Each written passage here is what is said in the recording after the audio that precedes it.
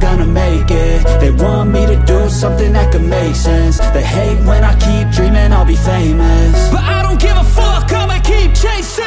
I got all this potential that's deep inside of me, but they hate when you're successful cause they try to be. They sit there being judgmental because you're trying things, and they just want you to settle and do the right thing. So get a good job, don't slack off. Wake up every morning, make a good impression on your boss.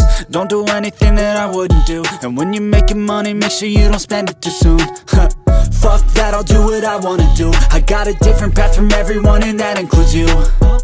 Who are you to tell me how to live life? In these times it feels like nobody's right, yeah. So I'ma figure out what else we succeed, and then invest all of my time into that and proceed. I need whatever the hell could make me happy, and I don't think you have a clue what could that be. They tell me that I'm never gonna make